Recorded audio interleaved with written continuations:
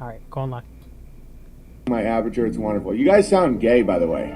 Oh, James has been opening my aperture. Oh, James has been opening my aperture. He's been dilating all your apertures. Get them open for business. We're given the ability to go like this to survive. Your mind starts closing, so my mind relaxes and opens. Close, bang. It's all aperture. That comes from aperture. I'm out. Aperture. The aperture. Your aperture automatically just expands and dilates. That's why you can kiss the starfish. Concept of aperture. Squeezing your sphincter? Prana economy. Idea of aperture. What is sodomy? This is all alchemy. Busy nutchuck. Squirting. I'll cut off my whole dick. When? Our aperture, Aperture. Opening your apertures. Concept of aperture. trying to suppress our aperture. Just to understand aperture. Our critics are listening to our aperture, believe it or not. How dare you? How dare you? How much light can enter your...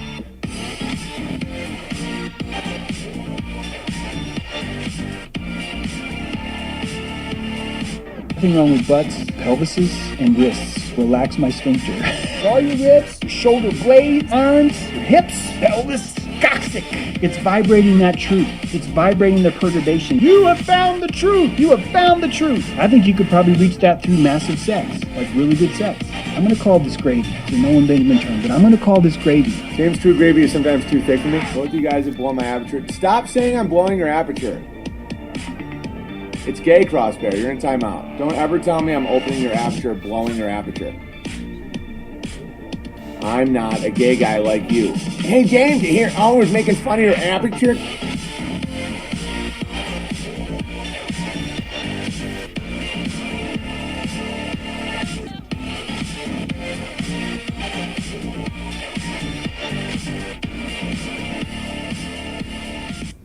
Alright, everybody. Hope you guys are doing well.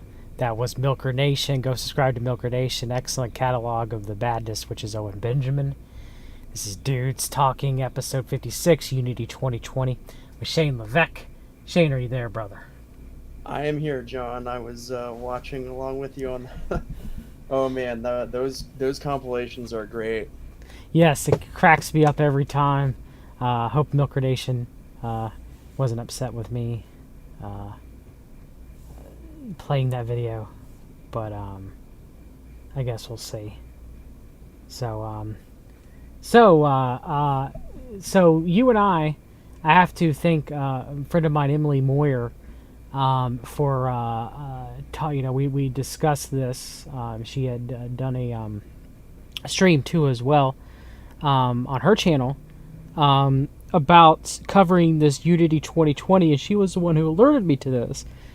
And I had, I'm aware of the intellectual dark web. I've been following them for a long time. But I was unaware of... I thought they were pretty much, donezo for the most part, right?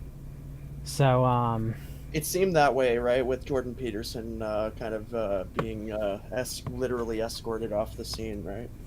yeah. And then he got addicted to benzodiazepines, even though he should have known that they're one of the most addicting drugs known to mankind. But I guess nonetheless, he did not. And he's having some stress, maybe CCA, is it CCA or CA, the talent agencies, which one is CAA? Is that it? I think it's CAA. Yeah, CAA, Creative Artists Agency. So maybe they wanted him to calm down and, Yes, yeah. he couldn't handle it. And here, take some benzos. You're going a little bit.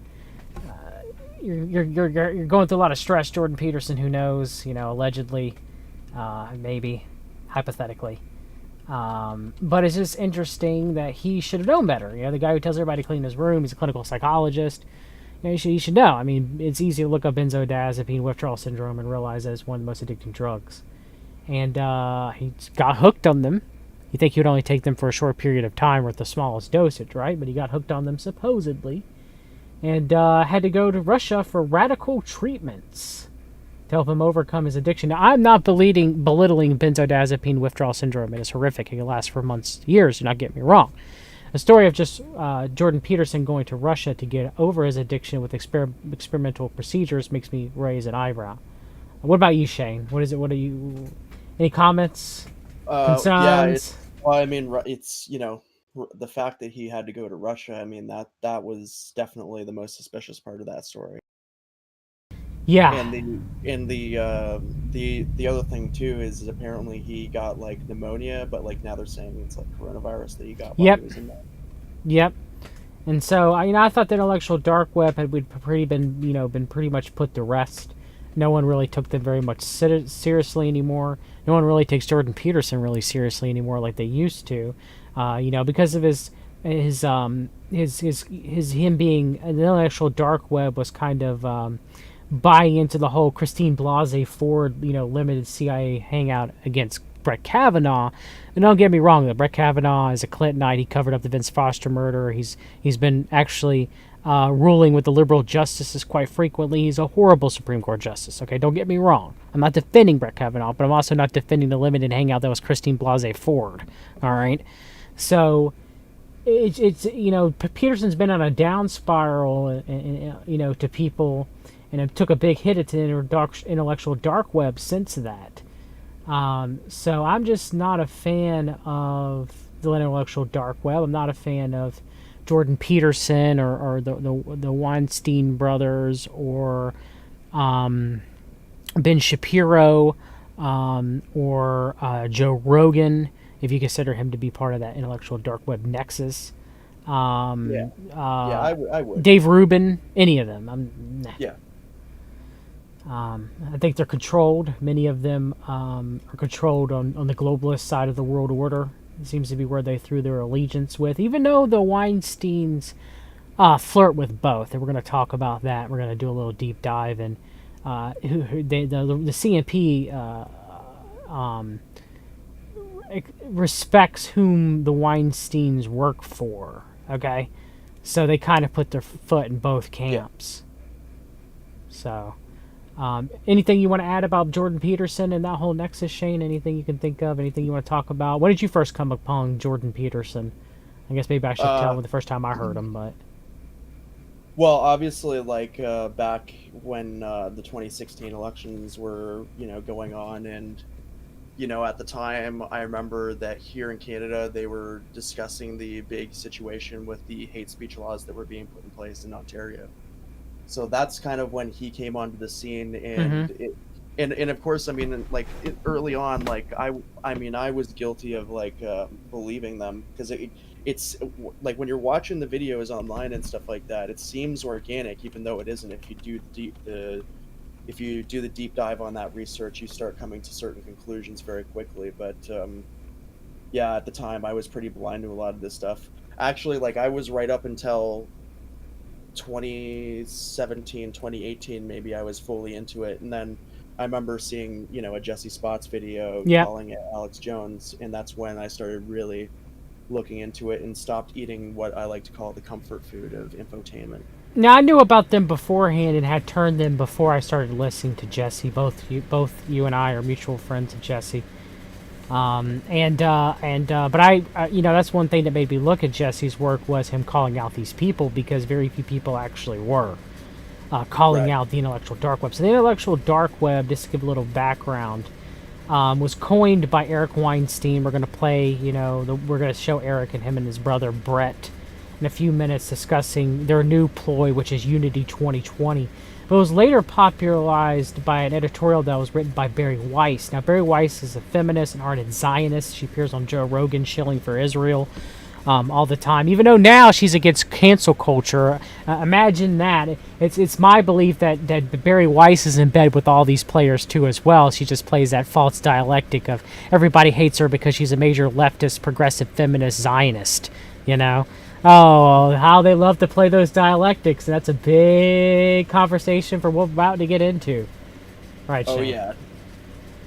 So, so the intellectual dark web was kind of like people who they have very smart opinions. They're considered renegades. They couldn't be contained on the internet. So you have Sargon of Mossad. Well, I mean, I misspoke there. Sargon of Akkad. Carl Benjamin, Sam Harris, Jordan Peterson, Joe Rogan, Dave Rubin, Ben Shapiro, the Weinsteins, the former feminist Christina Hoff Summers, Among other people, those are just people I can think of offhand. Elon Musk. I mean, Elon Musk is Yes. definitely part of that group. And we're going to talk about why Elon Musk and Peter Thiel's definitely part of that. Come on, you're giving the game away a little bit. That's a little bit later on, all right? Yeah, so, and so they're kind of like, oh, well, these people are the true pantheons of Logos, and I'm using that term mockingly against them, because they've been relegated to the drudges of the internet. Their names should not be spoken. They're like Voldemort. All right, so that's why they're called the intellectual dark web, because the dark web's a part of the net that isn't, pretty much simply put, is part of the net that's not on a Google search engine. Like literally, that's like what it means. Now you can argue that it's more than that, that you have to use some sort of Tor browser to access the dark web and everything, and there is some truth to that, but the dark web, in its simplest terms, is just the web that's not categorized by search engines.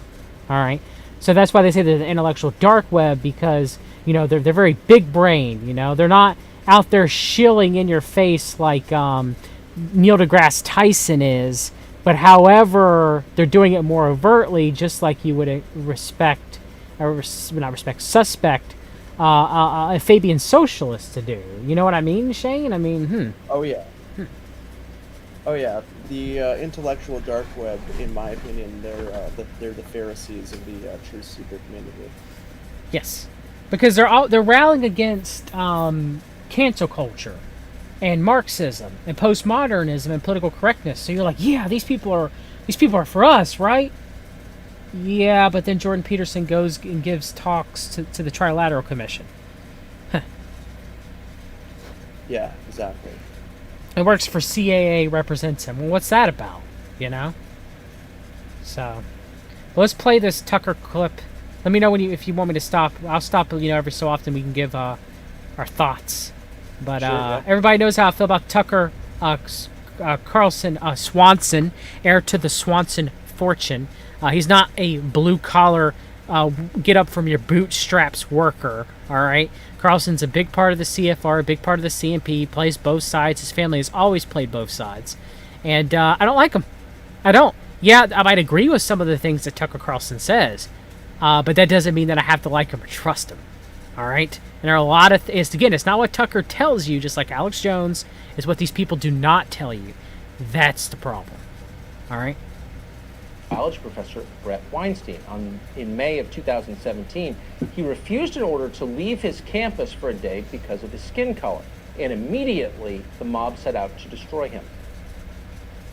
You said people shouldn't be allowed to speak or not on the basis of their skin color, which seems like a foundational belief of the left, and one that I agree with strongly. And for that, they physically threatened you and are trying to get you fired. This is yes, unbelievable. they are absolutely trying to get me fired, and they believe that my words in my email are transparently racist, and I think we're caught quite off guard when people who were not at Evergreen read my letter and couldn't find any racism in it. It all looks like a preview now. For weeks, the mob harassed and threatened the professor. Faculty denounced him. Campus police said they could not protect him or his family, and instead urged him to stay off campus entirely. Eventually, he resigned. Now the mobs that once seemed limited to places like Evergreen dominate our country. Brett Weinstein is now a visiting fellow at Princeton. He joins us today. Professor, Oh, so he's a visiting fellow from Princeton, huh? And this guy's supposed to represent you and me, Shane? Really? Yeah, exactly. I mean, am I missing something here? This guy was persecuted, and granted, he was persecuted by cancer culture, okay? Yeah, that sucks. I'm not a fan. But it doesn't make this guy, for me to be like, oh, well, look at Brett Weinstein, he's persecuted, okay? Just like a couple of persecuted YouTube journalists that I know, or internet provocateurs, okay? Yeah, it doesn't make them, just because a person's persecuted doesn't make them your guy or our guy or my guy or any of us, all right? It doesn't. Yeah, it sucks. I feel bad for him in that regard, but I'm not going to sit there and kiss his butt because of it. Yeah, and we have to also keep in mind that some of these are fake persecutions being used to elevate people's statuses, to create a funneling effect, to get everyone into these limited hangouts. How often do you think that occurs, Shane? You think it occurs quite frequently, like Alex Jones being taken off of every platform and saying he's the most persecuted, but he drives you to his website, band.video, where they can mine your data? Yeah, I think that it happens a lot more often than people want to believe. I mean, there are actors out there. Like, that's the thing. Yeah, a lot of people don't want to realize that. And it's a tough, bitter pill to swallow. Let's continue. So much for coming on. I've thought of you since all of this started, and I should say at the outset, you weren't a conservative last I talked to you. I doubt you are now. But you were one of the people who saw this most clearly earliest. So what's your reaction to watching it happen to millions of others? Well, I wish we had gotten to it earlier, Tucker. You're right. This is the same phenomenon that we've seen on college campuses, maybe most dramatically at Evergreen. I warned Congress when they had me testify that this was going to spill out into every other facet of civilization, and that appears to be what's happening. But I do think we are maybe missing the deeper part of the story. People are obviously frustrated and angry, and they've spilled out into the street, but the reason that they have done that has to do with political corruption in both of our major parties, which has... Haven't we been talking about that for a long time, Shane? Oh, no. Oh, no. Oh, yeah. Really? Really? This is what passes as news. It's like if you ever watch that 007 movie, Tomorrow Never Dies. Mm-hmm. Yeah, the famous line, tomorrow's news today, which is also used by InfoWars, funnily enough. Oh, But, well, yeah, imagine that. But in reality, what it actually is it's yesterday's news today. Yeah, just like InfoWars, from PSYOP to Mind War, Prison Planet, Scientology. It's interesting how many terms that CMP Alex Jones will take. Or is he taking them and co-opting them and using them? Or are they really, truly just, Freudian slips are being exposed of what's really going on, Yeah, well, and the thing is, too, is, like, they'll sit there and they'll readily point out right to your face, there's corruption in both parties, but they never want you to shine a light on who it is within these parties. They use generalizations all the time because they don't want you to pin it down. Because then you start having names of organizations like CNP coming up, like that, right? Yeah, isn't it weird how that ends up playing it like that, Shane? When I played Jesse Spott's excellent breakdown of the Fabian Society, he showed clips of Alex Jones and played that the company's clip on Fabian Socialist that he did about a little bit more than a year ago. It's very interesting that, Alex Jones will say Fabian Socialist, right? But then he will never discuss it again. It's like, hey, Fabian Socialists, they exist. Okay, so what is Fabian Socialism? Who are the Fabian Socialists? What type of dialectic do they play? It's like, oh, okay. I see what this is.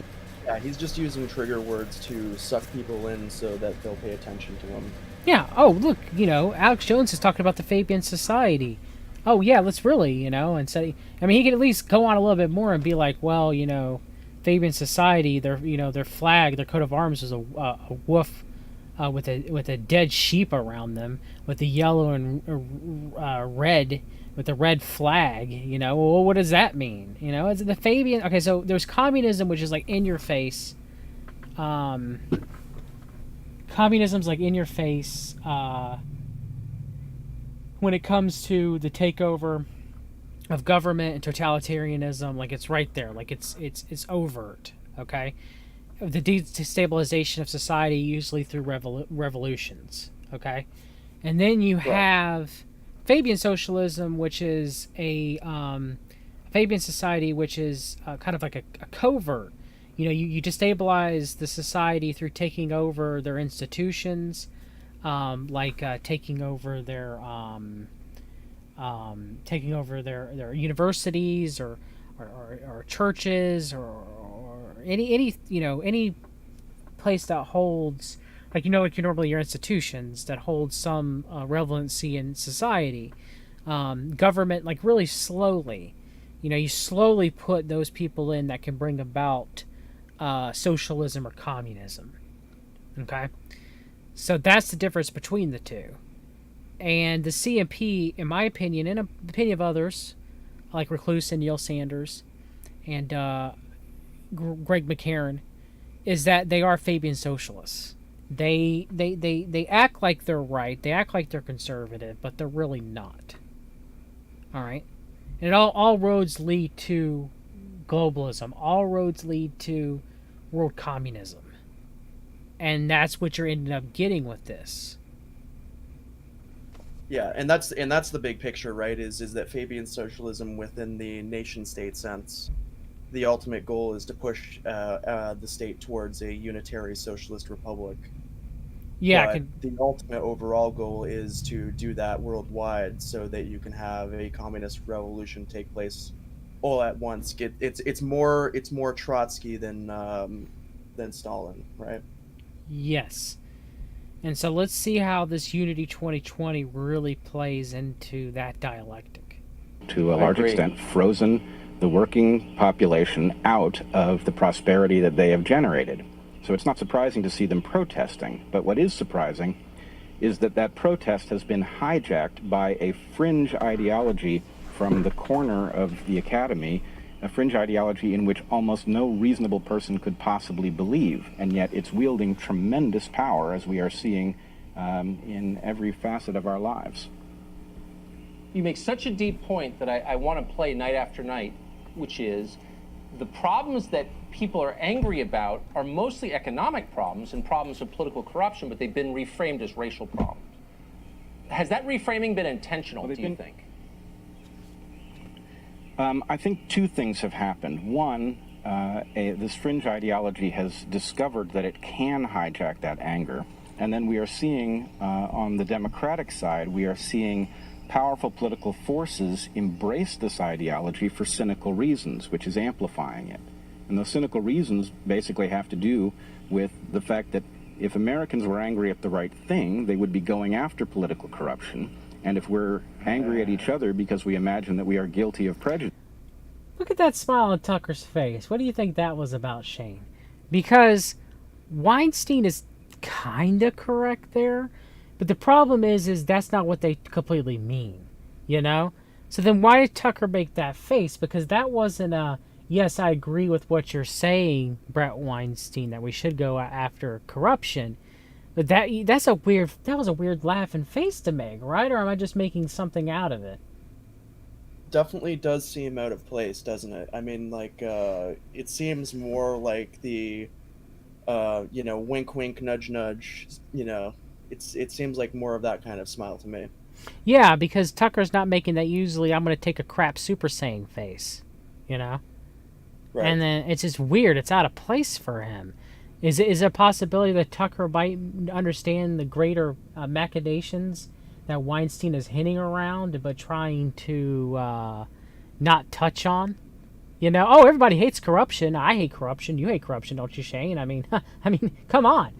But again, no real deep dive into what that corruption is.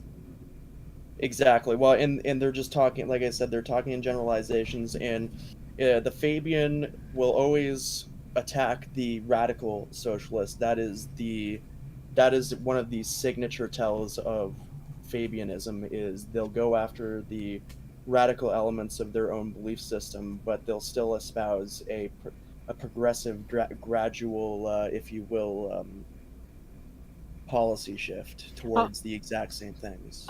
We can have progressive socialism to democratic socialism. Don't worry about that. You know, shout out to Lee Veltman in the chat. John and Lee shows on Wednesday. There's a little duper's delight on Tucker Carlson's face. Yeah, he's right. He's right. It's definitely there, and it's sickening.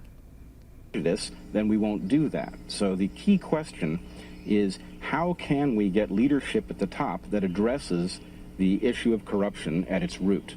And if I might, I have unveiled a plan to do that, and I'd like to run you through it briefly. Please do.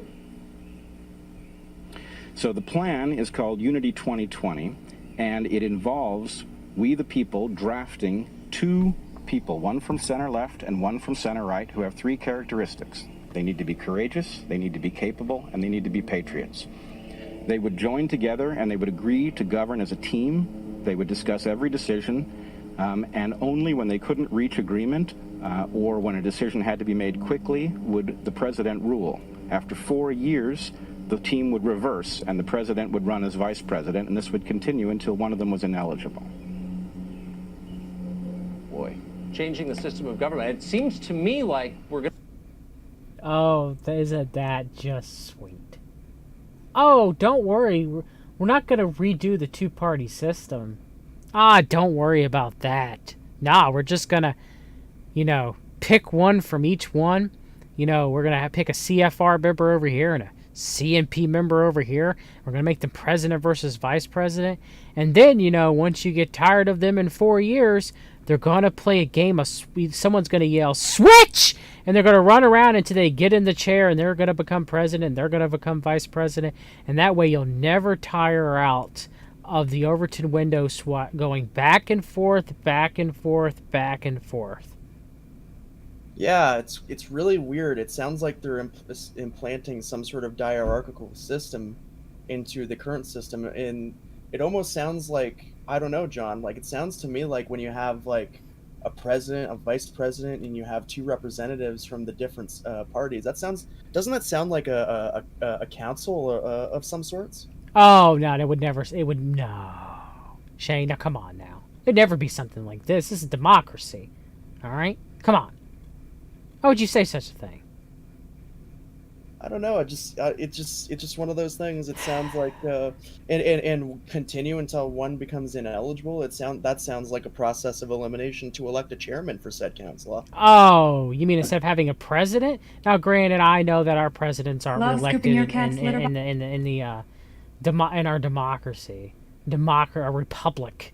Okay, like I understand that, but this is ridiculous. This is ridiculous. There's no words. It's exactly what Fabianism does. Like in my opinion, what they're trying to do is they're catfishing the system in a sense. Yeah. They're throwing that catfish into the pot. They're stirring it up and they're waiting until everything goes bad, and eventually they're going to start talking about things like, oh, let's start reforming some of these institutions, but they won't actually reform the social. They'll do a little theater play to show you why you want to get rid of the said social institutions. Yeah, very much so. And when you find out who they want to make as president, which they want Andrew Yang as president and William H. McRaven as vice president. Now, William H. McRaven is a neoconservative. He's a neocon, all right? He is he's retired, but he was a 4-star admiral who served as the 9th commander of the United States Special Operations Command, the tip of the sphere. Yes, they're going to make the tip of the sphere the vice president of the United States of America. That's their plan. Yeah, sounds... What is this? What is this? Is this the best that we can come up with as Andrew freaking Yang and McRaven? Really? There's no way it's a military coup, John. There's no way. You're talking nonsense. Oh, no. It would never be anything like that to instill Fabian socialist, because McRaven isn't a Trump fan. But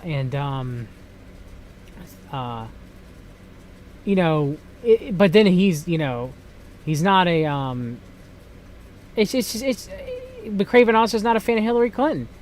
But he is a fan of people he worked for, which was President Obama and President George W. Bush. Okay? McRaven likes them both. Yeah.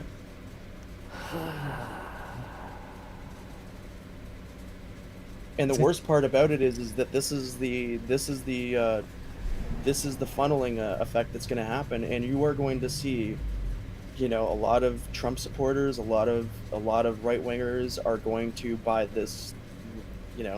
They're just going to buy it hook, line, and sinker, and they're counting on people not actually researching the proposal that they're putting forward to truly understand what it actually is, which is essentially a third way crypto totalitarianism of a kind. Yes, and like Emily Moyer said in I think it was a Matrix Mash, she's right, and I could see this. Something's gonna happen, and even the Weinstein brothers give it away. They give it away that Trump and Biden, if they have a debate, they're both gonna show to be mentally incompetent. Now I don't 100%. I think Trump is just an arrogant, ENTJ asshole. All right. I don't think a lot of his is mental, dementia, like cognitive decline compared to Biden. All right. But the thing is they're gonna, because they've been trying to paint, Donald Trump as being mentally incompetent, and they haven't really done a really good job at that. But we know obviously that Joe Biden, like you could say that Trump's like mentally unstable, suffers from a lot of mental, like narcissism and stuff like that. And I would say, yeah, but the majority of presidents or leaders all do, But to say he's actually like suffering from dementia, well, no, not definitely not like Biden. I mean, it's there. So I just don't know, like. Both the Weinsteins and then, Emily talks about that this could be the October dark horse where they're like, well, we got no one, you can't run Trump, we can't run Biden, so therefore, somehow or another Unity 2020 ticket makes it through. I don't think it will. It's too late to register or anything. But at this point, since this year's been so topsy-turvy, who the freak knows? Who knows? Maybe they've been registering. That would be the clincher, as if they kind of botched Kanye's registration on the birthday party ticket in many states. Like Kanye's not going to be in many states on the ticket for president. Okay, Shane? So, yeah. But what if they already, because I mean this has got Teal money. What if they already under the radar registered Yang and McCraven? Huh. What do you think? What I think is that a lot of this stuff, like even like Kanye West stunt, I mean, that's the other thing too, is like we don't really know like who he's connected with necessarily, but like there's some strong ties to the Foster Free CMP regimen, right. But yeah, we don't know who ultimately is pulling the strings with him. Yeah, exactly. And so it's one of those things where it's like you see these types of things playing out in a way that, like for example, like the same thing happened up here with the PPC, like People's Party of Canada, which is essentially just a stunt being played by the people very much similar to CNP types in your country. Where they're just playing the game to funnel people into a single. They like to use that word, big tent party. Yeah, they do, don't they? Yeah. And in a lot of ways, it's to expose the people who are going to be problems down the road. That's it. Like the old saying goes, like in the socialist states, right? The useful idiots, they're the first ones to go. So this will be the people that don't want to vote for Trump or Biden, like me. This is to monitor them. To monitor the people. It's to monitor and to control people who have lost faith in the system. I'm not saying that I would ever vote for this clown ticket, but there are many people that would who aren't really consider themselves to be in the system. You know what I mean?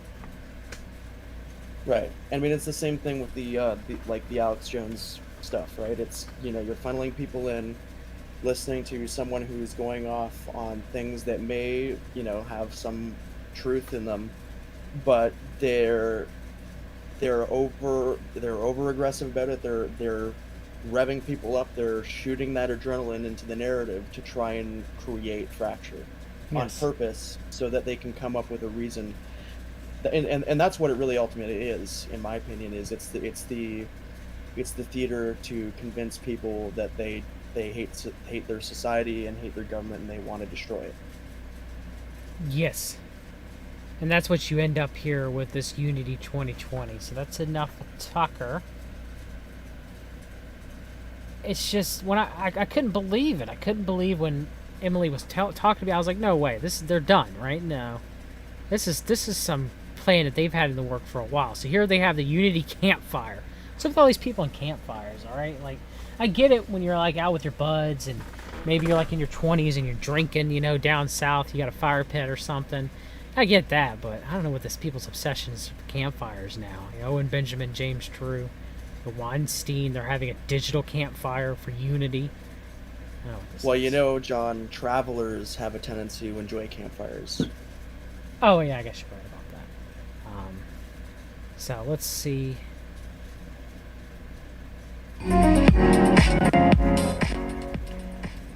Hey folks, Brett Weinstein here. Welcome to the first Unity 2020 campfire. I apologize for the late start. We had a technical problem that had to be chased down in order to make this work, but it looks like everything is good to go.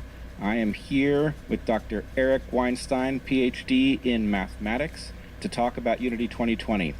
Before we get to the discussion, though, I just want to say a brief word about why we have chosen campfire as a metaphor and what it means to you and to us.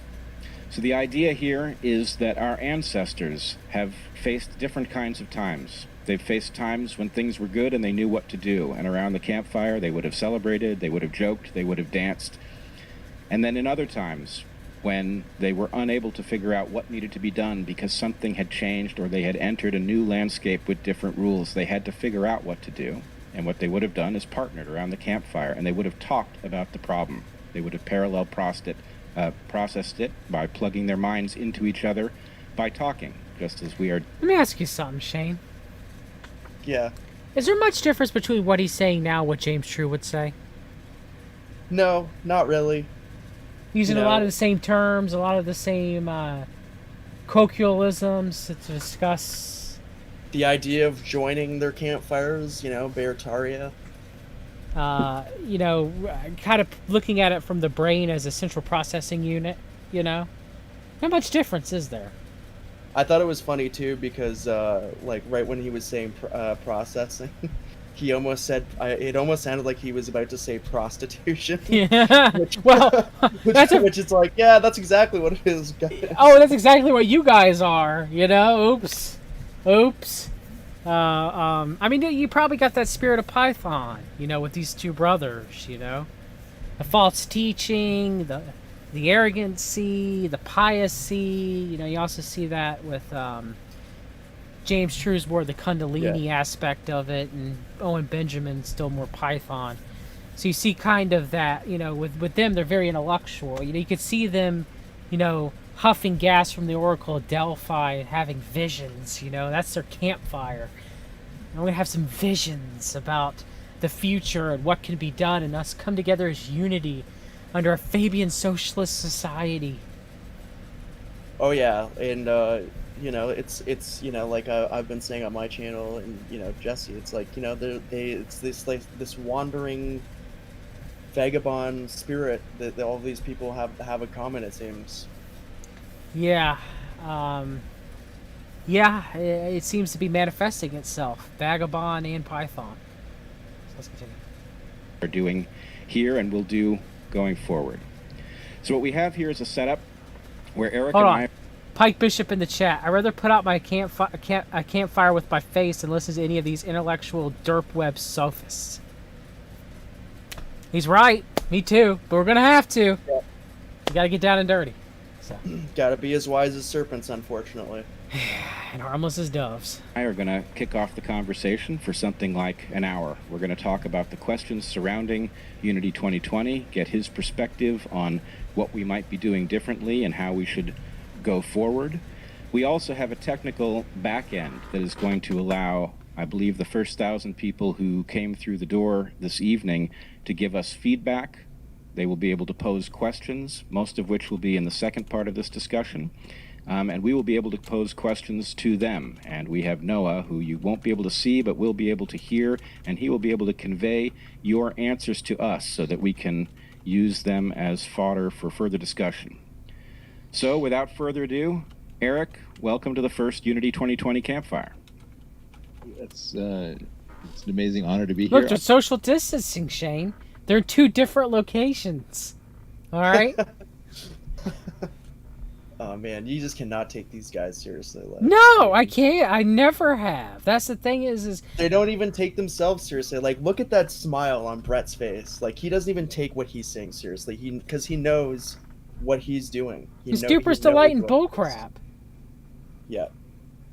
But I would say, I was a fan of Mr. Medicare, Jim. I did used to very early, the same person who put me on to Mr. Bedecker when he was the internet aristocrat. I did listen to, I will confess, I did at one time listen to Sargon. God. Of course, Smuckles is a joke now at this point. He probably always was. But I never was a fan of the Weinstein brothers. I never was a fan of Joe Rogan. I never was a fan of Ben Shapiro. Never was a fan of Jordan Peterson. They just always rubbed me the wrong way. Like, sometimes I would listen to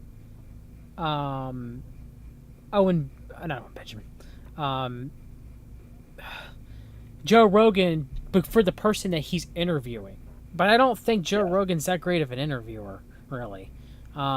He used to be better. Now it's just he's getting more controlled guests, and it's become more of like just dude weed bro, and so that's where we're at with all this. These people, it's like the South Park episode where they're huffing their own farts. You know what I mean?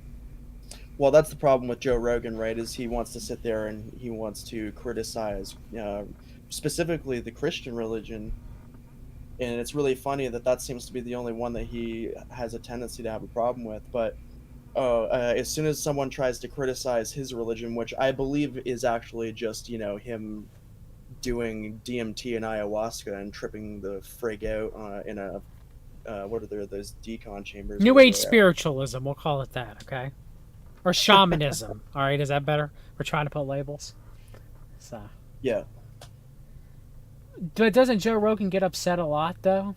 Do you think it's real upset? Do you think he vehemently hates Christianity? Or do you think it's kind of just, kind of a stick? Yeah, I don't know. Like, I think that it's definitely some sort of shtick, right? Like, it's his thing to always question it, and then like immediately thereafter start promoting hallucinogenics and just hippie trippy living. Let's what? Honestly, like, Joe Rogan would have a ball with James True. Like, let me put it that way. Yeah. Shout out to Epic Journeyman in the chat. Epic, I'm gonna have to have you back on for part 3 of Mandela, brother. I had no idea that these guys were branching into social engineering like this. I'm all over the subject, which you and Jimmy Jean have covered extensively on Into the Microcosm. You're a very subject matter expert, Epic, on social engineering. And there's nothing good at all I've found about any of the people involved with it. That's very true. Stanford, I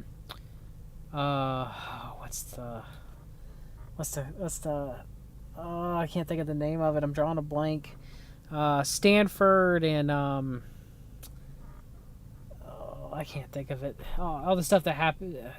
I mean, Epic, you're probably screaming at me right now about Stanford Research Center and I can't think of the name of it. Dave McGowan, Esalen Institute. There you go. Esalen Institute, Stanford Research Center, Human Potential Movement with Marion Petty. All that stuff. Marion Petty was my opinion, CIA social engineer. Tavistock Institute too. Thank you, Epic. Marion Petty was a social engineer for the CIA for the countercultural revolution. Let's continue here. I brought my guitar, and I'm disappointed that there are no s'mores. So for campfire number 2, I know what we need to do next. Yes, I agree with you that s'mores would be delightful, although they would have to be gluten-free. All right, so Eric, you have been watching... I can't crap on him for that. That had to be gluten-free for me too. and participating in discussions surrounding Unity 2020 since the beginning. Obviously, you and I are of like mind. Anybody who follows either you or me will know that we perceive desperate times ahead for the Republic if we do not figure out how to rescue ourselves from the predicament that the duopoly has placed us in. Oh no, Shane, the two-party system. The right and the left don't know. Again, it's not what he's saying. It's what they are not telling you during this campfire discussion. All right. And what they're not telling you is that they're against dualistic systems because they want a system that is unitary in nature. I wonder what kind of system that might be, John. Well, go ahead, Shane. Why don't you go ahead and tell the listening audience?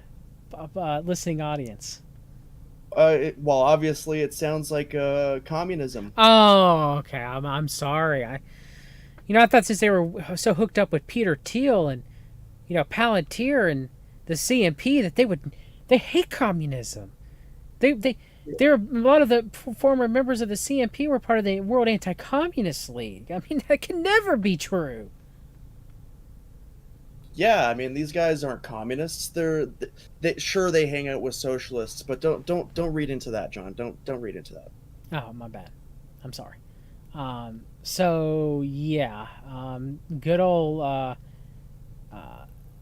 Brett Weinstein has his knife back in the background in the sink, and is that some sort of stick or some sort of like flute or something, or magic stick or shaman stick or something? I don't know, but that's interesting. Or it's a pipe. It could be a pipe. I mean, Well, he isn't a biologist. There's nothing you wouldn't expect a biologist to have a knife and a pipe or a stick or something. Smoke the DMT in.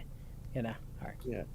I guess there are also differences in the way we see things, and hopefully they will emerge in this conversation. But do you want to say something about where you think we might be in history and what the various paths forward might look like? Well, I can try. I can say that we are suffering from something that doesn't make a lot of sense at an a priori level. Whatever's going on is super subtle because people are apparently so angry and so mad. Shout out to Seth the Saxon in the chat. He says it looks like a wand. Yeah, I could see that. It actually really does kind of look like a wand. Yeah, like maybe one of those Harry Potter wands or something. Yeah. What's up, Seth? What's going on, Seth? About so many things that they're willing to destroy the Republic without going through the courtesy process of trying to save it in the meantime. And I don't quite know how people expect the Republic to operate when we're speaking about the U.S., and this is a U.S.-based conversation, because it requires a culture, and the culture that goes with the documents is an essential part of running the American culture. So if you repudiate everything that is American, just decide that we are some sort of outgrowth of colonialism, oppression, and every terrible thing under the sun from the left of center perspective, or you decide that in some sense that the country needs to go backwards into some imagined era when it was great and everything was working fine, which has never been the case. Both of those perspectives are not really American perspectives. We are a country that has built up an advantage for our people militarily. The world depends on our protection, and it has to do with a cumulative. So why are we talking about being the world's police? It's a problem. Don't get me wrong. We're 5 minutes in, so now we're getting to the nitty gritty of the things. America's world police, but is he going to say it in a good light, or is he going to say it in a bad light? Because I myself am a strict non-interventionalist. Yeah, so. and the funny thing is too is like, notice the language that's being used. How he likened being a right-wing social conservative or a traditionalist with going backwards or being regressive, and that language obviously belies their progressive stances in nature. It's obvious to the people who are paying attention to what the language is that's being used, that clearly these gentlemen are gradualists of a communitarian nature. So yeah, they are. And shouldn't we see that with people that we think are on the right just because they speak out about cancel culture, like Peter Thiel or Elon Musk, who's all part of this nexus? The MAGA hat people love them some Peter Thiel and some Elon Musk, But since they are transhumanists and scientists, in that scientism type realm, shouldn't they be for progression or evolution too? Yeah, well, and of course, Brett Weinstein, of course, being an evolutionary biologist. So, yeah, I mean, of course, that's what he's. and just, you know, evolutionary biology in and of itself, I mean, if you're really committed to the topic, it will only lead one way, which is to progressive notions of social engineering. Get on that carousel. Evolve, evolve, evolve. Renew, We have to come together and renew the phoenix rising from the ashes of a unity campfire. What they don't tell you is they're not stopping with the nation. They're going to reform the nation, and then they're going to try and reform the world. Oh, well, they would no, come on now, Shane. They would never do such a thing. Only the globalists do that type of, only do that type of stuff. So. Process of trying to be right more than we're wrong, because every nation is wrong plenty. And when you're dealing with anything like the United States, everything that we do is amplified. The good that we do is amplified. The bad that we do is amplified. And the most important thing is that most of America still remembers what it means to be American, whether on the left or the right, but they cannot figure out how to ground that in their political parties, their universities, their newspapers and news desks. And so we're very confused as to why every institution is failing us when so many of us remember. I'm not confused. I don't think my audience is confused. Are you confused, Shane? No, but it sounds a lot like they're trying to cast confusion on the people who are listening to their broadcast. Ah, you're telling me that Brett Weinstein's picking up that pipe / wand in the background and trying to convince people that they can't really look. Even your average, person can kind of suss out that there's something wrong. But it's not in what they're discussing here and what they will discuss. It's that the government is corrupt. It's that their institutions are being broken down by people who you think would not break down those institutions. Trump was supposed to be at the bare minimum a bull, like to kind of shift the Overton window more to the right culturally. But you can ask yourselves, did that really happen? I'm not so sure. Sometimes I think maybe, or is it just a spell being put on me? I don't know. Yeah. No, I think that's the narrative that a lot of these people like to push, is that the Overton window is shifting, and they want to convince people that more and more people are becoming more right wing, and the right is going to win the culture war and all this. And what they're not telling you is the exact opposite has happened, and what's really happening is you're getting a lot more infiltration of leftists coming into the Republican Party. Not that it doesn't really matter at the end of the day, because those corrupt agents were already there. It's become more prevalent and out in the open. He's supposed to be a bulwark like his wall, a rampart to protect us from the glowing encroachment of world communism and the destruction of conservative Christian American values. But the funny thing about that is I'm not seeing it. I really ain't. And the Weinstein brothers doing this just shows the CMP's hands. Does it not, Shane? Oh yeah, and it's funny because that's what it is really at the end of the day, is the dialectic is set up with the revision of language, right? So you're right. They'll sit there and they'll say, oh yeah, we're against communism and the communists are taking over, and so we're gonna have to stop that. And what's their plan for formulating the end of that? World policing, right? Going into other people's countries, quote unquote liberating them. It's like, well, isn't what you're doing the exact same thing? Like, you're going into other countries and spreading your propaganda and your belief systems. That sounds a lot like communism, bro. Like, just, neoconservatism was really just a fancy name for Bolshevikism. Yeah, exactly. Right. There's no difference. There's no difference. For what it is that we're supposed to be doing. I was going to say that the only difference really at the end of the day between who's on the left is that a neocon is more open about the fact that they like to offshore your money into their personal accounts and blow shit up. Oh yeah, they're more. Yeah, I will give you that. They are more overt about free market capitalism. You know, Yeah, at the point of a gun. their money goes into their pockets, and we have to be the world's police and fight every war because it's advantageous to the only when it's advantageous to the United States. We're not gonna, step in, at genocides like the genocide in Darfur, for example. Oh no. But you know what? We really got to go over there and liberate Afghanistan, Iraq, Libya, Yemen, Syria, insert Middle Eastern country here, Iran, North Korea, which I know North Korea is not in the Middle East, but that's what they're pushing for. They are literally like, and I know you'll get this reference, they are literally the Brotherhood of Nod. Yes, they are. We must liberate these people that are crying out for a better way of life. Command & Conquer reference to anybody who used to play the video games, but you're 100% right, Shane. It's ridiculous. It's ridiculous.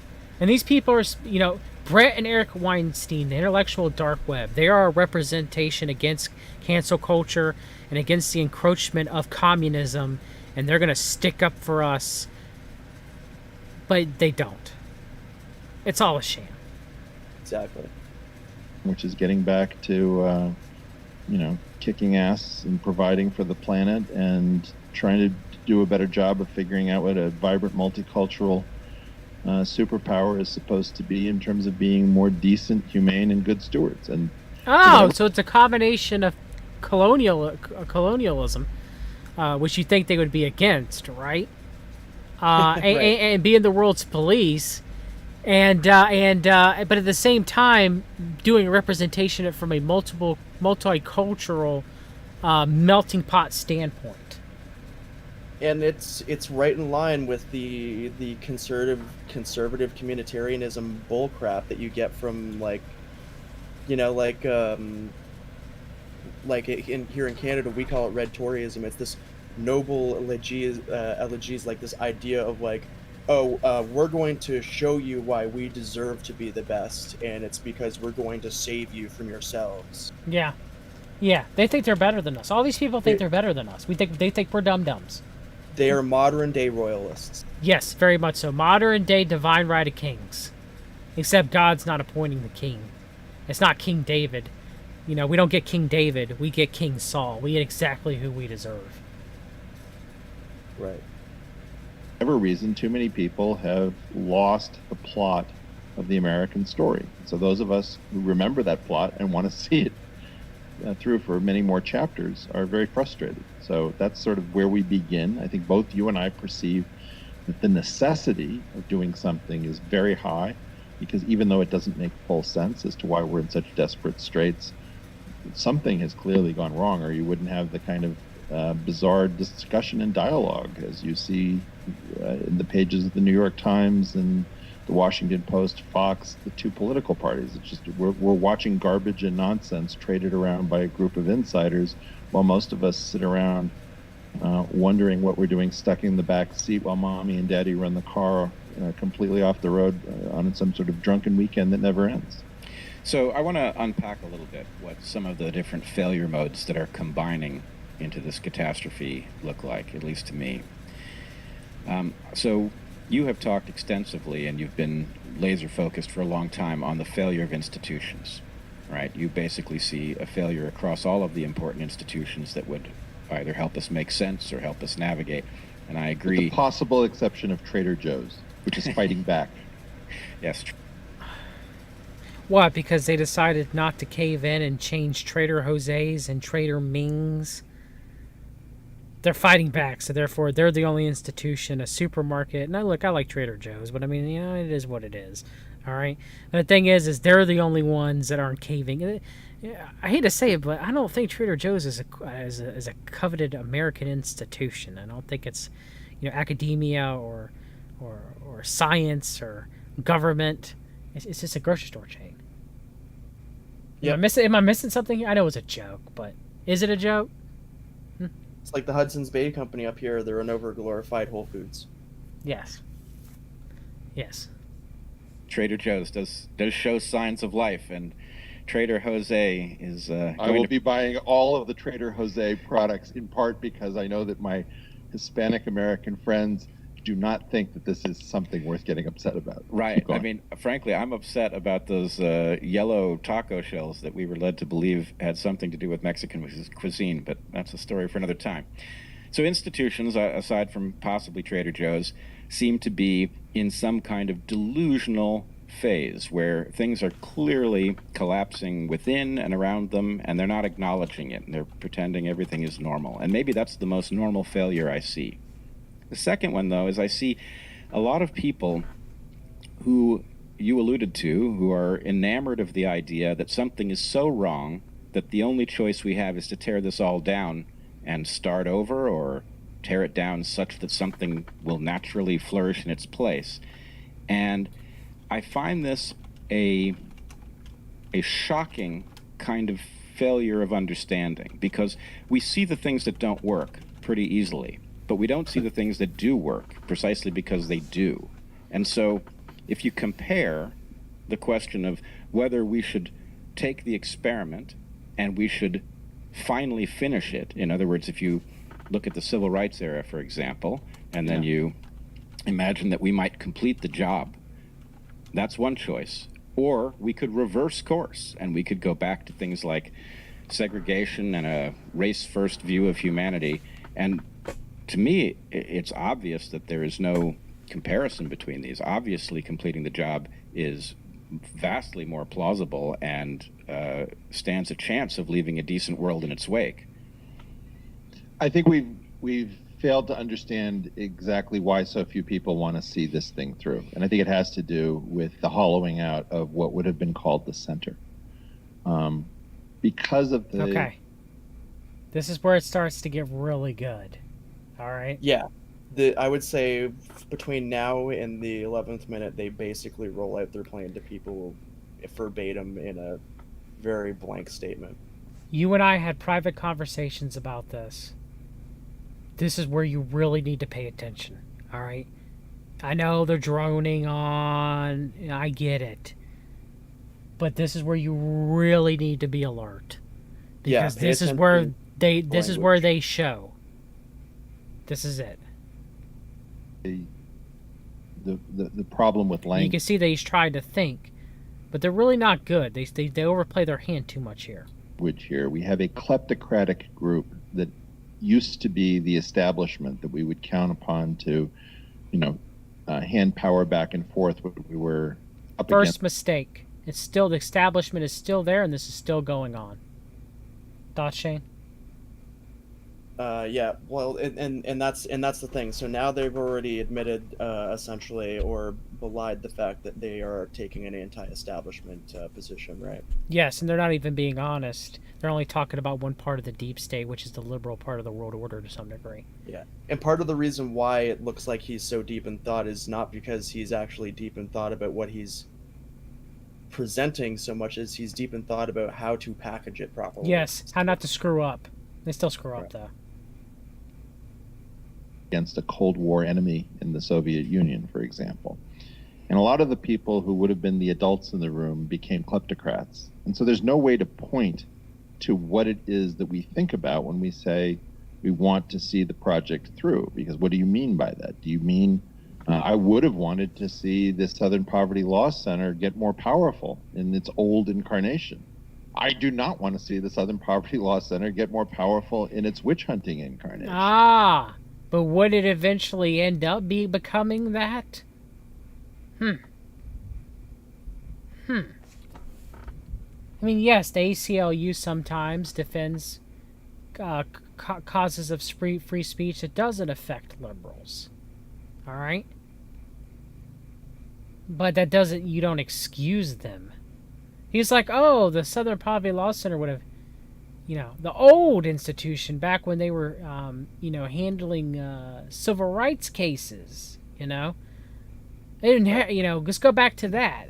It'll never ever become corrupted and become what it is today. And notice the use of the term kleptocrat, because they don't want to they don't want to use the word that they would like to use. They don't want to use the word oligarch.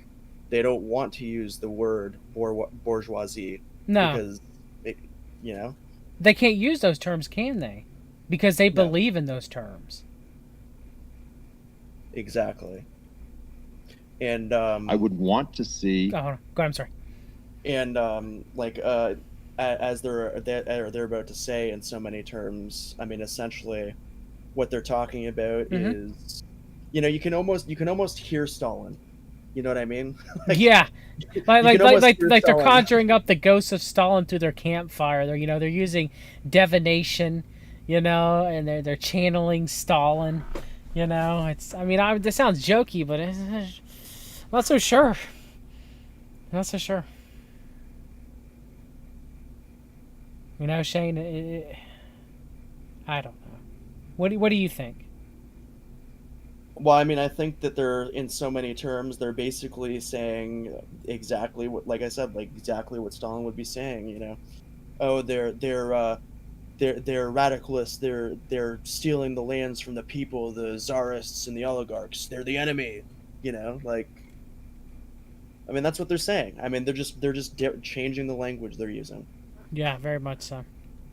The university, my university, University of Pennsylvania, Harvard, Princeton, get more powerful. I'm now very worried that they no longer hold liberal values. And I don't mean lefty values. I mean, tolerant values. I would have But wanted... weren't they a problem when they were powerful, when they were holding, quote unquote, tolerant values beforehand? I mean, am I missing some? Skull and Bones, Yale, Harvard was once a Christian institution, it definitely is not now. Am I missing something here, Shane? Please, am I missing something? You're right. I mean, it's it's disgusting to see this, and it's exactly what I talk about all the time. Is all of these church administrations, all of these universities that were once Christian are now only Christian in name. They have been infiltrated to the highest levels. All of them have, and that's why you don't get really good teachings, even when you go to church. Like, I go to church. I'm not knocking fellowship. I do it every single Sunday, but it's the administrations themselves are presenting, this is what we're doing for this rotation, this is what we're talking about. They hold their conferences, they talk about, these are the issues that we want you to handle. And oh, by the way, don't ever tell anybody about deliverance or spiritual warfare. Let's try and keep this nice and sanitary, guys. Yeah, you see that a lot. You also see a lot of false teaching too, especially with the New Apostolic Reformation. They try to frame deliverance. Right. The NAR will practice deliverance, and put practice in quotation marks, but they'll run around Stella, and then they'll also run around, prosperity gospel, name it, claim it, just really just heretical type stuff. It's sickening. Yeah. No, yeah, I mean, and I really care about deliverance ministry, obviously, to see the wolves ripping it apart and turning it into something that it's not. Frankly, turning it into something that's downright demonic, basically. Yes. It sickens me to my core. Me too. Me too. To see a strong conservative movement, even though I'm not a conservative, because they are in charge of making sure we don't go too fast, too quickly into nonsense. I don't... What are the conservatives conserving? See the party that's capable of retarding that. So all of these structures, I think we've lost faith in the institutional instantiation of the American project. And that's the key problem, which is when people will then point and they'll say, well, are you saying we should go back to the Clintons and the Bushes? And I can join with the farthest of the far left and the far right in saying, hell no. right? That's the only thing I may join with the farthest of the far left and the far right. But yeah, I'm equally opposed to the Clintons and the Bushes and all that crap that's stop it right clogging there, the artery. Yes, that's crucial. Go ahead. So when he's sitting there, exactly what I just said about third way. Mm-hmm. This is what he is saying. Basically, is we have the exact same belief system and ideals as the far left and the far right, but we are offering an alternative program. We are offering an alternative route to that desired outcome. It is third way. It is crypto, whatever you want to call it, crypto fascism, crypto communism. I just use the term crypto totalitarianism because whatever flavor it takes, that's what it's going to be. I mean, like to name occultists that are in fascism, like Julius Evola. This is the exact type of stuff that this guy talked about. They are almost literally quoting him word for word. Oh, now they would never, use the works of Julius Evola or, later Alexander Dugin or I'm tired. I can't think of all the people. But we're talking about synarchism. They would never do that divine right of king synarchy type aspect, but they embrace it all, don't they? I mean, that's what this is. Oh yeah, I mean, absolutely. I mean, that's why all of these guys, they all end up on the exact same shows. And Unity 2020, like, mark my words, I'm going to make a prediction right now that they are going to give this Unity 2020 the book tour. Oh yeah. Yeah. Oh yeah. Book tour treat for sure. Yes, very much so. You and I talked about that, how they're going to start going on all the shows. You might even see them pop up on Ben Shapiro's show. Ben Shapiro. He's got to have some sort of material for the Sunday shows, right? Yeah, Ben Shapiro, Joe Rogan. Actually, I saw that they did show up in Joe Rogan about a month ago and discussed this already. A month or two ago, discussed this already with Rogan. They might make another appearance on the Joe Rogan podcast. I guess we'll see. Dave Rubin, I'm pretty sure they're gonna show up on Dave Rubin's podcast too. And then you'll see them make the rounds, and it's interesting. I didn't really think that they'd go on Tucker so fast, but they did. That was surprising. The fact that they just trotted it on Fox News like that quickly. You would figure that they would have to book tour it around a little bit more before they would get Fox aired, right? Thank you to Oswald Spangler and Aiken Drums. Renee Guinan, which is Bannon's likes Renee Guinan. He looks up to him a lot. And yeah. Aiken Drum, Martinism. Yes. Both of those are what I was were escaping me. Martinez de Pasquale. I can remember his name now. But yes, those are who I was trying to talk to. All people that they hold in high esteem and regard. Who are New Agers, false Christians, typed into the spirit of Python, no doubt about that. The same as these two brothers are. They're going to bring us together. America's too divided. And look, it is. It really is. But I don't want these. I don't trust these people to do it. I don't trust Brett and Eric Weinstein to do it. Backed by Peter Thiel and the whole intellectual dark web. I don't trust them to do this. No. It's like laying down with a den of vipers. Oh yeah. Well, and even their philosophies. I mean, they tie back to, like, even Evola. Like, all of this stuff ties back to Buddhism and Hinduism and the Naga worship, which they're water snakes, Yeah. Like, it just and then of course you have the Gnostics who have the gall to sit there and try and come up with these writings. Oh, another testament of Jesus, and this is where he goes to the Silk Road and brings his teachings to the East. It's like, you know what? Give me a break. Yeah, and then that's being, pushed here. Of course, modern Gnosticism is Rockefeller funded and pushed. I've done a stream on that. and it's just sickening. They try to push that in culture. Well, one of the final Buddhas really might have been Jesus Christ. And he went to go speak and give his teachings, to India during those missing years of the Bible. And they'll spin it like that too. Like they'll sit there and they'll try and spin it. Well, yeah, like and the really sneaky ones are the ones that don't deny the Bible at all, but they'll just corrupt the sayings, and they'll sit there and they'll say like, oh yeah, well, think of Jesus as your security blanket. Like if you fail, he's gonna make sure you don't fail. That's his form of being a bodhisattva. Like that's his mission. It's good to It's all. But you're right, though. It's sick. It's sick the way that this is being pushed, and people are going to accept it. Hopefully, not many people, but some people will.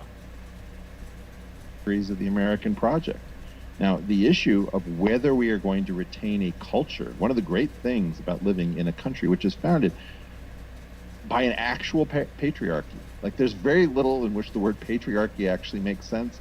Actually, the U.S. was actually founded as a patriarchy. And the brilliance of it is that those guys figured out how to get rid of their own badness in a weird way. So, we have, after a long period of time, a nauseating history with slavery abolished, a nauseating history with women not having the vote, started in places like Wyoming. That got sorted out. We've made great strides in the civil rights era. Are we done? Not by a long shot. Have we done like an enormous amount of the work? You bet. And this idea that we are so much worse off today, I think it's an illusion in part because a lot of people are afraid that we've made enough progress that a lot of people are going to lose interest in the various projects that we have to complete. And so they're amping things up and saying that things are worse than they've ever been. And I think, where we have to go is that we have to lead the charge against the center, not because we're against centrism or moderation or, grown-upness, but because those people aren't grown-ups. They are kleptocrats. And the kleptocrats have hollowed this thing out. And so we have nothing to point to say institutionally what is the American project. I think that's where we are. What do you think? Well, a couple things. Okay. Any thoughts, Shane, before we move on? I mean, no, not really. Like, cause like it's. I mean, at this point, they're just gonna keep on at this point, like the whole thing just becomes them trying to convince you of the first, 15 minutes being true. Yes. It's a waste of time to listen to majority of the rest. I'm only going to play about 10 minutes more. We'll give commentary. But yes, it's them just trying to reiterate what they've just been saying for about 8 minutes. One, I'm going to take exception to your portrayal of the founders as patriarchal. I think it's more patrilineal, but we'll save that for a podcast sometime. It's worth unpacking. Okay. The key difference. But I just wanted to make the point that a bunch of dudes who are relatively similar laid the groundwork for a society of dudes and non-dudes of all colors of the rainbow.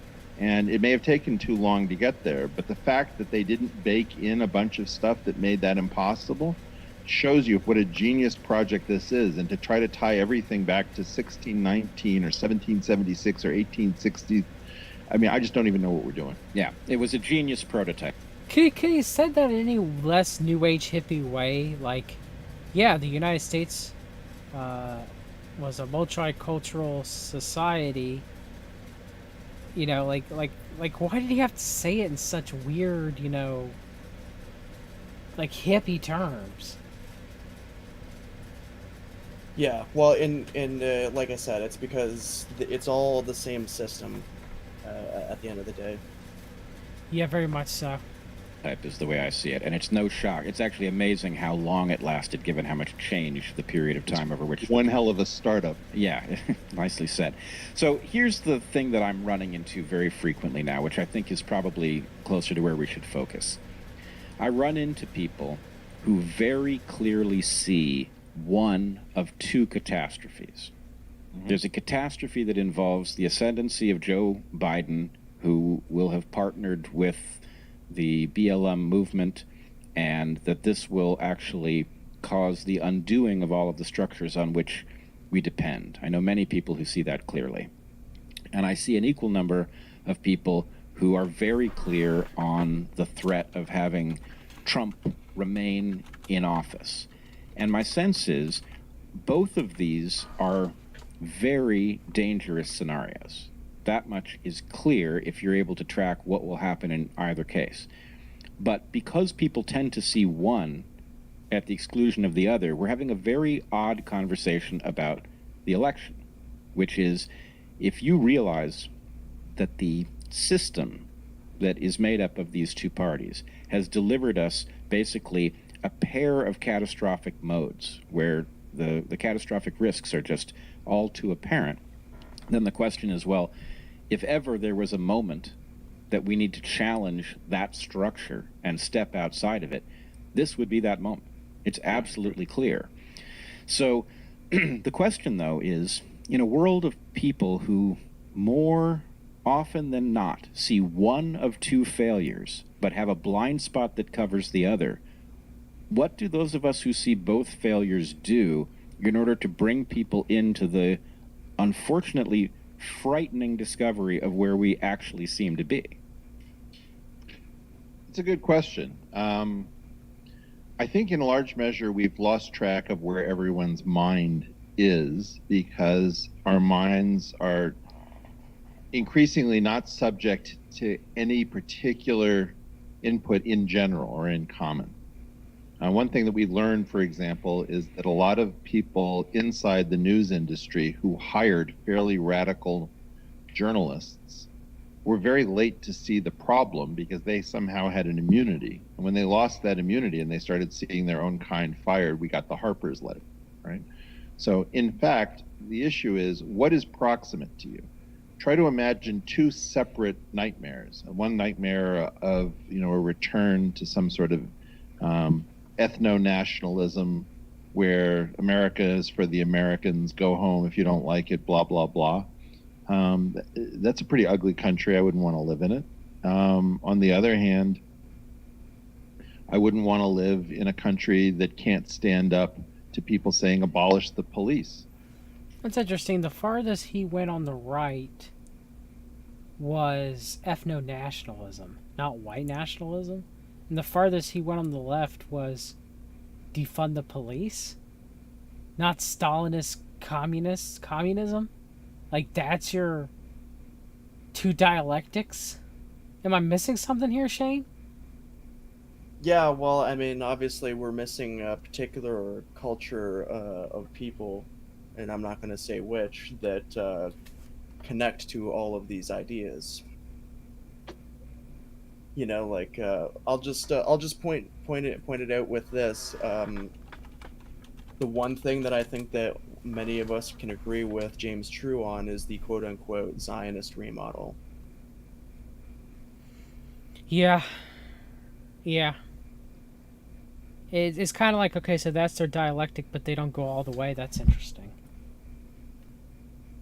And I'm not going to live in a country in which one particular, identity classification is told that it has rights over everyone else, whatever that is. It can be any particular thing. It could be on the left, trans, female, black, even the way in which these things are now interfering with each other. So this abandonment of the Martin Luther King kind of project is something that's particularly distressing to some of our black friends.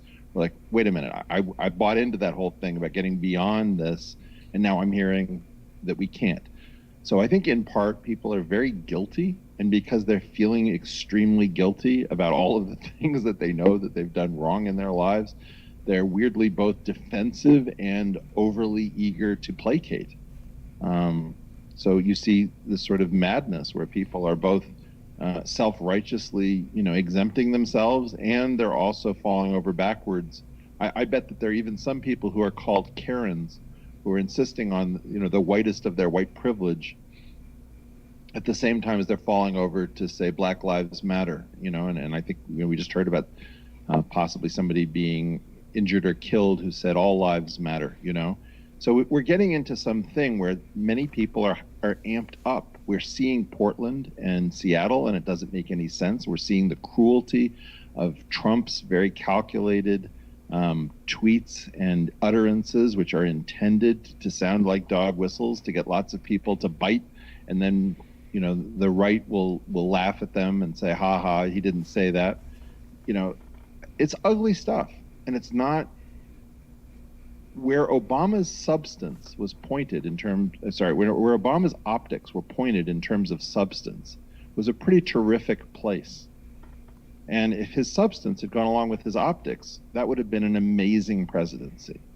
But what we're looking for, clearly, is a very mature leader who grasps our current moment and by listening becomes the speaker. But you have to listen to the American people first, and we're upset. And we're upset because our Gini coefficient is through the roof. Our inequality is obnoxious. And as a guy who has been tracking It's been 19 minutes and 35 seconds. I'm still waiting for him to say 99 versus the 1%. Am I missing something here? Oh, wait a minute. They're never going to talk about that. My bad. They're never going to talk about the true elite versus... like it's a limited hangout or something. Oh, no. It would never be talked about that, No. You got anything else to add? Is there any parts else that I should play or skip to? Shane, anything else you can think of, brother? Not really. I mean, really, what's important is to look at the, to really just kind of decode the language was what we really needed to do there, and I think that we did it pretty well. And you can look at the historical instances where this hierarchical system is used, and it was predominant in a lot of cultures. I mean, Sparta used to have two kings, or the Roman Republic for a time would have two councils with more authority than the rest of the people in the Senate. Also, a lot of people don't know about this or pay much attention to this, but technically, the state of Israel uses a hierarchical leadership in a certain sense, because they have two prime ministers, right? Yeah, and here I have the unity. What do you think the one represents? So we're all one, e pluribus unum, out of many one? Right, it's almost like they're quoting Pythagoras or something. oh, you mean the spirit of Python? They're huffing their own farts or smelling gas at the Oracle of Delphi? Really? Oh, I would never say that. So, who would you? Oh, propose a candidate. Who would you put on the ballot? Oh boy, who would you choose? Who do you want me? Oh, so now we're just guessing here, huh? I thought it was Andrew Yang. Chat, who propose a candidate? Chat, let's play that. Propose a candidate. Who do you think would make a good candidate for the presidency of these United States of America? All right. Right, and that's the thing, right? Is I think that if one were to predict how this system would play out, it would be like if you have Yang up against the right-wing pick, and you want to have the eventual and inevitable ineligibility of one of these leaders. Obviously, we know what way the culture is going to go on that one, right? Kenneth Dell says Kanye West. He's going to be voting for the birthday party, the CMP control birthday party. Good job, Kenneth. Too Many Monsters says Ron Pauley, the Mason CMP, Ron Paul. Who else? What do we got? Because right now I can't think of a single person. I would maybe nominate L.B. Bork, but I think Mr. Bork doesn't want to be a part of the system. He ended up tearing it down correctly, might I add. And I don't think he would want to be for president. I can't really name anybody offhand. Anybody that's in Congress right now that I can even think about voting, because they're all corrupt. I mean, I might, if I listen to Thomas Massey speak, right, I'll agree with about 80 to 90% of what Thomas Massey says to some degree, okay? But the thing is yeah, but then he gives the either the 50th or the 60th anniversary. He's a keynote speaker for the John Birch Society. You know, it's kind of like, well, darn. So I kind of usually live by the frame. In part of my French, they're all fucks. One way or another, they're all fucks. But yeah, I thank you for coming on, Shane, and discussing this with me, brother. And look, they got a breakdown of the hidden tribes of America: 8% progressive activists, 11% traditional liberals. Okay, so this is the exhausted majority. So you want to hear what the exhausted majority is? Okay. 11% traditional liberals, 15% passive liberals, 26% politically disengaged, 15% moderates. So they're the forgotten, exhausted majority. And then you have traditional conservatives that are outside of that, and progressives. So they lump in us as traditional conservatives as 19%. We're not a part of their exhausted majority. How do you feel about that, Shane? Thoughts? Well, and that's the thing, right? Is like I said earlier, the whole Unity 2020 plan is an attempt to bring that 19% and that 6% on the end there into the fold with the exhausted majority, obviously. Oh wait, you mean but at the same time they don't like us. You know, they hate us. They hate us. They use us to get money and clicks. No, yeah, exactly. And likes. Well, yeah, that's exactly right. I mean, and I believe in Revelation, I mean, it says something similar to that effect, that they'll give the beast power, but because they hate him, they'll turn on him. And you know, I can't remember the exact quotes, so I don't want to misquote Revelation, obviously, but maybe I'll take a look at that because that seems to be playing out right in front of us, doesn't it? They need a groundswell of support to even get on state ballots, even though Kanye West is having a problem. It's so silly. This sounds like centrism. Big ticket. Is this going to be a compromise ticket? No, this movement is not about centrism. The Patriotic Center is not an ideology. It's a place where we all meet to arrive at solutions to shared problems. Right.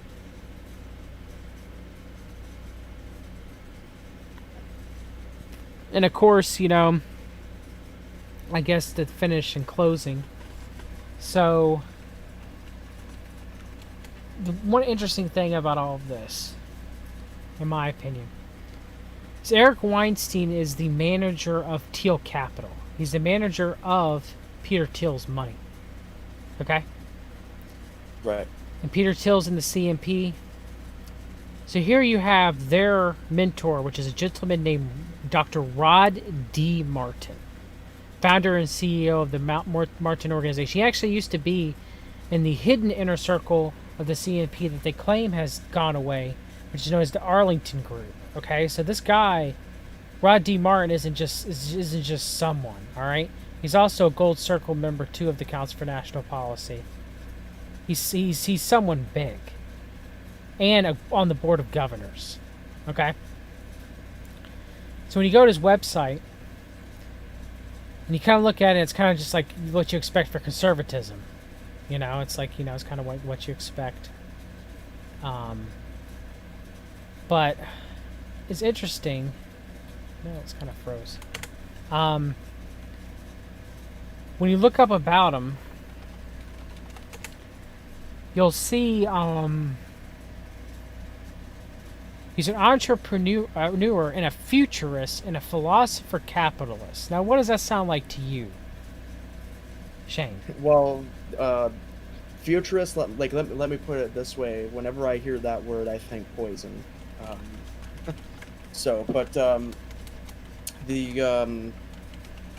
Obviously it's the same philosophy. It's just the language is revised for whoever the audience is.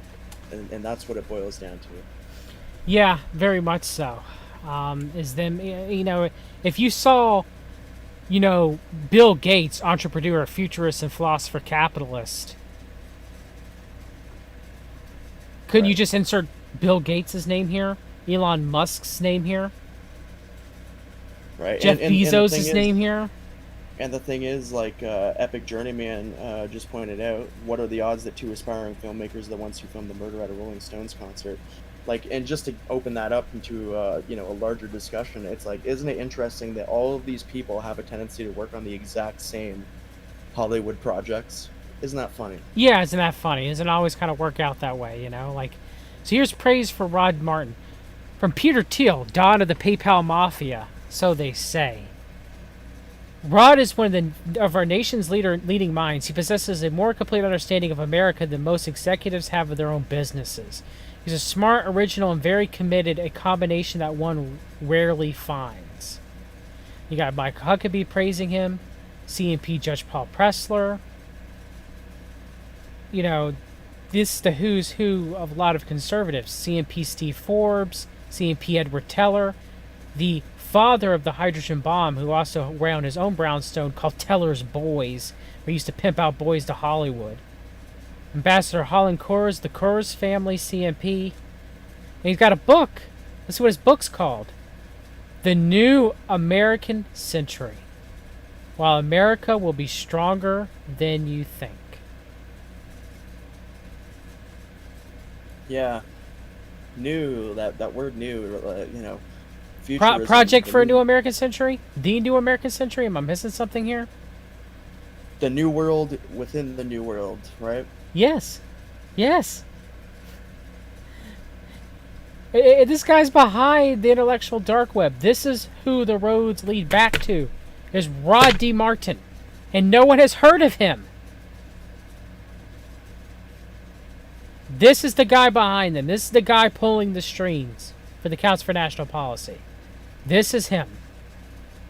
This is the guy that Peter Thiel looks up to. This is the guy who he holds in high esteem. This is the guy that Elon Musk holds in high esteem. And all the like great movies that we can even point out as examples of all of this being tied to Hollywood. Thank You for Smoking. Mm-hmm. They've all worked on that. What was that one movie you showed me with Joaquin Phoenix the other night? Because I remember I looked into the I don't remember the name of it now, but you're right. So I looked into who was doing the soundtrack, and I can't remember the name of that person, but that person's done work with Barry Weiss. So it's like you can make these connections. It's like yeah, these people are all in the same wheelhouse, even when it comes to the entertainment projects that they work on. If you don't think the CNP is not connected to Hollywood themselves, especially through Scientology, if you don't, they might rail about Hollywood, but are they really railing about it? So, A lot of the same actors in Thank You for Smoking were used in the Christopher Nolan Batman series as well. It's unfortunate. It's unfortunate that Free the Captives isn't here, because I know he could go to town on Batman all day. Yeah, we'll have to have you back on maybe next Sunday if you're free, Shane. Hopefully, Free the Captives will be able to show up, and we'll be able to talk about Deliverance and tell our stories, our testimonies. But this is important too. This is something, and I'm glad I got to do it with you, man, because you and I were looking at this together. And I also want to thank Emily Moyer for putting me on to this. And because this is something else, man. This stinks. Unity 2020 stinks, and I don't want it. I don't want this. Yeah, I exactly. don't know. I don't want it. They can have But it. you know what? The unfortunate thing is, I think we're going to have a replay of the same conversations that were happening on social media back in 2016. Mhm. And that's that, the QAnon people are going to just sit there, and they're just going to gaslight, and they're going to straw man us the entire time. And they're just going to keep on sitting there and using words like anti-Semitic. Yes. They don't want to listen to it. They And don't want to hear it. The movie was Buffalo Soldiers, and the screenplay was written by Nora Maccabee. Right. So if you don't think these people are involved in that the right isn't involved in Hollywood, that is one of the biggest lies that has ever been told by the false truther movement. They're just as in bed. And I know Jesse Spots will love to hear about that connection with Joaquin Phoenix in that movie. I can imagine. Anything else you want to say in closing, brother? Thank you, Shane. Definitely, everybody go subscribe to Shane's channel. It's in the show notes. You've been talking, about Wesleyanism, and breaking down, finding deliverance, finding spirits and stuff in video games, which I'm a huge fan of video games myself, so I appreciate that work. You and I have very similar tastes when it comes to video games. Command and Conquer, right? Like yes, real time strategies and role playing games. So yeah. But is there anything else you want to say in closing? Definitely want to thank you for coming on. No, yeah, thanks for having me on too, man. I really wanted to tackle this because Unity 2020 is, in my opinion, one of the most toxic iterations of this Fabianism, and it was honestly a privilege to slam it with you. Yeah, because I open up our apertures. No, I'm joking. But it's just when I saw this, when Emily, told me what it was, and I said I'd go look for myself, and I really looked, and I was like, wow, you cannot. I couldn't. I couldn't. I was like, wow, really? Like, I didn't expect it to be this bold, and then I went to watch it for myself, and you and I both talked about it, and I was like, okay, we got to do something about this ASAP. Like, this is some dark, CMP Fabian socialist machinations. All right, and don't let anybody listen to me be fooled in my audience. All right, this is ridiculous. And I don't think any of y'all really would be. And to the point, it's like one of those things where it's like, if people in the truther communities don't want to tackle these guys and stand up to the obvious bull crap that's coming out of their mouths, I don't know what we can convince truthers to stand up against at this point. You know what I mean? Like, yeah, very much so. Oftentimes I just, I see us like allowing ourselves to be taken in by the conquer and divide tactics, and it's like, can't we all just focus on the obvious wolves in sheep's clothing out there? Yes that is true. I mean, that is what the Fabian society is it not? Exactly. So, all right, Shane, God bless you, brother. Talk to you next Sunday. Yep, God bless. Bye. All right, everybody, take care. God bless y'all. Hope you guys enjoyed this stream as much as I did. Unity 2020.